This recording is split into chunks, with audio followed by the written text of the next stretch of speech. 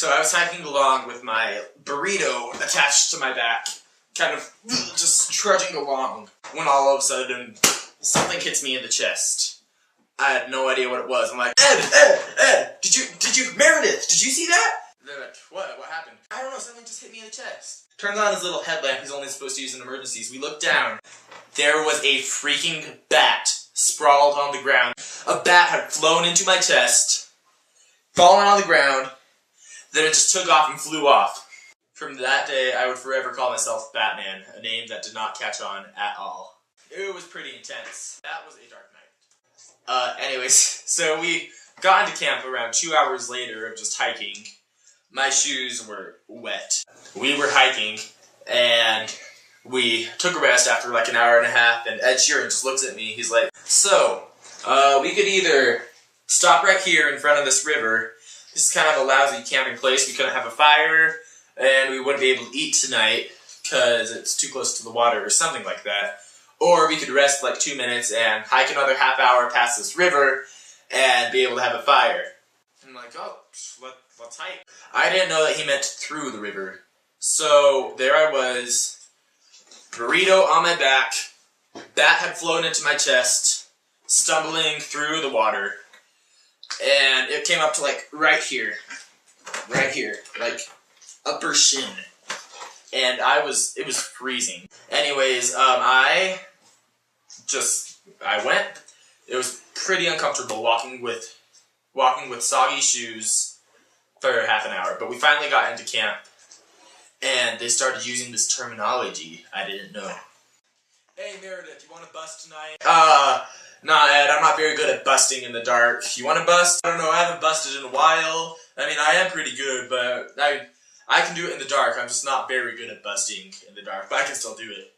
It's then when I find out that busting means making a fire out of freaking sticks. They were just going to do that right in front of me, make a fire so we could eat. It took them a while, because it's hard to bust in the dark. We ended up getting a fire that night, but not before I had to get water. And let me tell you that the water there was disgusting. I told them I was thirsty. They're like, alright, river's down there. I walked down, I found this like muddy river. I'm like, is this it? Yeah. Are you sure? That's the river. This one right, that one. Alright, stick my hands in to fill up my canteens. It was so cold. I was losing circulation in my fingers. Yeah. I bring it back up, and I'm like, so I just drink it? They're like, no. You'd get giardia if you just drink it. For those of you who don't know, giardia, it's like a parasite. Don't want to go into too much detail. You basically have Niagara Falls coming through both ends of your body. I'll just leave it at that. Yeah, so get the water, so they're like, here, put this stuff in it. So they hand me this like eye drop thing. I'm like, what is it? Chlorine. So I had to put 2 drops in each canteen, let it sit for 20 minutes, took a big swig, tasted like I was drinking freaking pool water. Like, you know how sometimes you'll be swimming and you take a breath too early or something, and you get like a mouthful of the water, kind of swallow it, you feel like you're going to throw up. That's what I was drinking. That's... Anyways, yeah, with my pool water, I started setting up camp while they were getting the fire going. And setting up camp for me means throwing a sheet of plastic, they call a tarp, on the ground, putting my sleeping bag on top of it. That was setting up camp. I go over, they've gotten the fire done after a little bit after that. Yeah, they're like, okay, it's time to cook. Go get your cup. And I'm like, alright, do I need to get like my fork or anything? They're like, oh, you don't have a fork. Here, use this. They hand me a stick. This? Use this. Use this. Yeah. So they hand me the stick to use for my fork. And I'm like, alright, how do I get my food? They're like, oh, you gotta make it. What should I make? You make mac and cheese. That's one of my favorite things to make out here. Now, keep in mind, it was pitch black. So all of my food, I just had to do by feeling, because the fire wasn't super bright yet. First, I had to get my pool water boiling. So my pool water was boiling, and I take my cup, dump in the max, and let it soak for a little bit. Okay, I don't know why I listened to them on this. They're like, oh, you don't want to waste that water. Why don't you take this? They gave me chicken bouillon, which for those of you who don't know, it's like chicken flavored salt. And they're like, here, put this in your water. It makes like a tea almost. Why not? I dump it in, sip it. It was disgusting. It tasted like I was drinking sweat. I drink my sweat water, and I reach down for what I think is my cheese powder. Take that, dump it in there, stir it up, and I couldn't really see inside of my cup because it was so dark. So I take my fork, spoon, stick thing, take a big old bite of my Max. Big mistake. I had ended up grabbing a handful of dirt instead of a handful of cheese powder. That ruined my Macs for me for like a good 5 weeks. I could not even look at them. But I didn't tell them. I didn't want them to think like, this kid can't even make his own Macs. What? What? I didn't tell, I just ate it. I ate my dirty chicken sweat Macs. It was disgusting. Anyways, so I went to bed that night, and of course, I zipped down my sleeping bag so far that the little zipper thing came undone, so I couldn't zip it up anymore.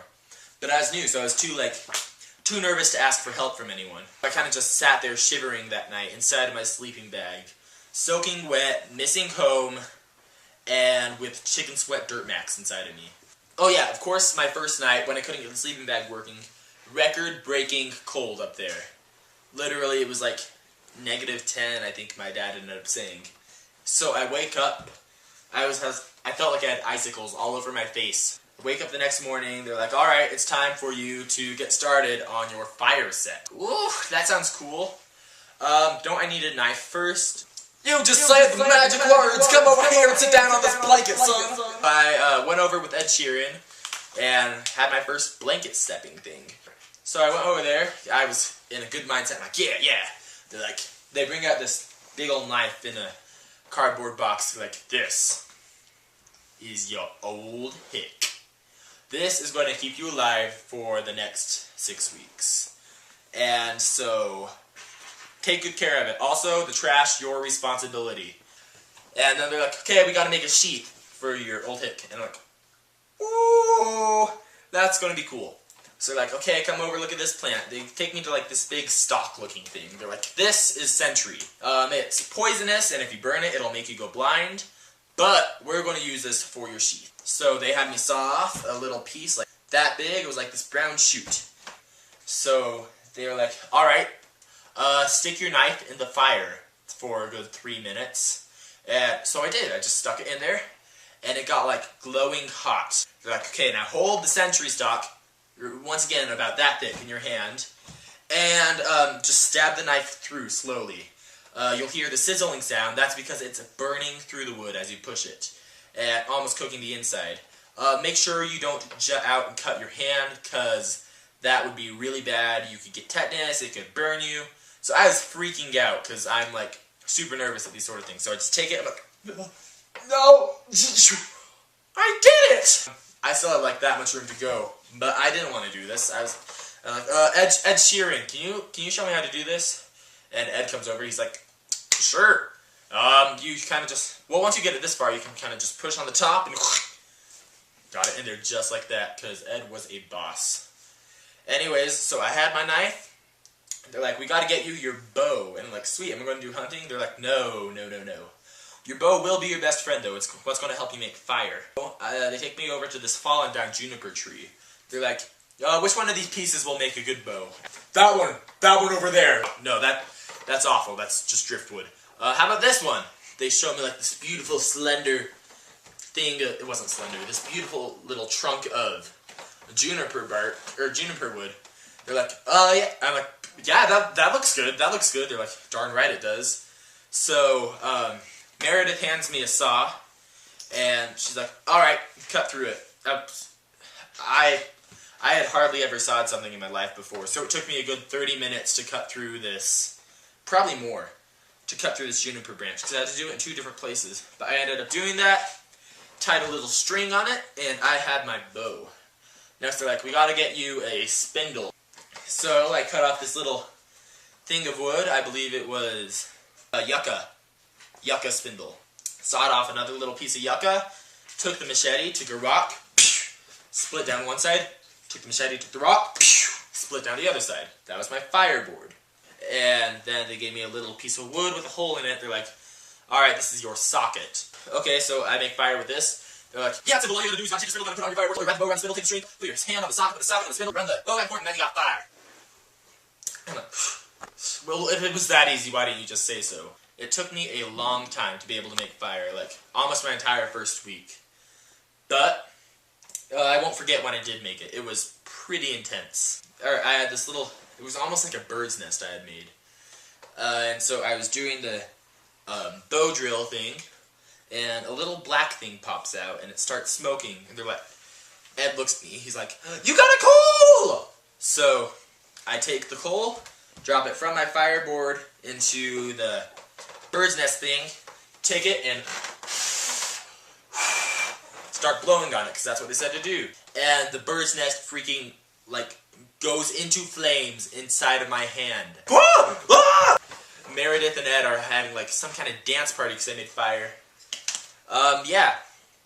And so now that I made fire, I'd done everything I needed to do. I was feeling like a boss. Hadn't touched my max, hadn't done anything else, but I felt like a boss. And then came my first hike. That was not fun. It was hardly even a hike by the end. I felt like that was one of the easiest things I had done. But at the time, it was so hard, because I still had my little ladybug pack on me, my burrito. Still had to trudge through water. Ed Sheeran was singing the entire time with Meredith. Just random songs. Anyways, so we ended up getting to camp. It was not a fun hike.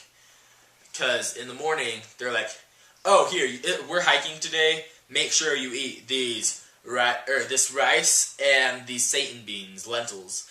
Of course I did, because I was wanting to get on the good side. I had to dump it out. I could not finish those things. Imagine the Dirt Max. Just imagine how I described the Dirt Max and the chicken sweat Dirt Max. And multiply that by 6. So I was feeling sick, got hiking, had to climb this little rock wall thing. Now keep in mind, they had no safety precautions for that. Like, of course they wouldn't do anything that if you fell it would kill you, but for me it felt like I was. I was probably 5 feet off the ground climbing a rock wall sideways, but to me it felt like I was, like, on the top of the Empire State Building. Oh yeah, while we were hiking, we looked over, we met up with the other group of boys, the bigger group of boys called my band. So met up with them, Ed did, because I wasn't ready to go into the band yet, and I had my second night. And of course, Meredith had to leave, so it was just me and Ed there, and we were a little bit away from the band. And Ed had gone up while I was laying down to talk with the leaders, and I'm not gonna lie, it was a rough night. It was cold, I was tired, I had my Satan beans and Dirt Max inside of me. It was not pleasant.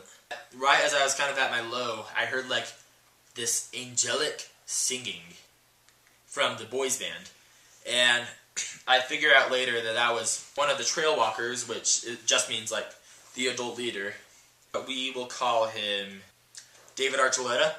So David Archuleta and Ed Sheeran were singing Loch Lomond, which it's I'll take the high road and you will take the low. But that was just what I needed that night. It kind of like sung me to sleep. In the morning, got enough energy, busted out the fire, blew it into flames. Ed had his dance party, and I was stepped into the boys band. And so that made up my Rabbitstick week. Alright. That alone was probably more adventure than I had done my entire life. And that was just the start of it. See ya.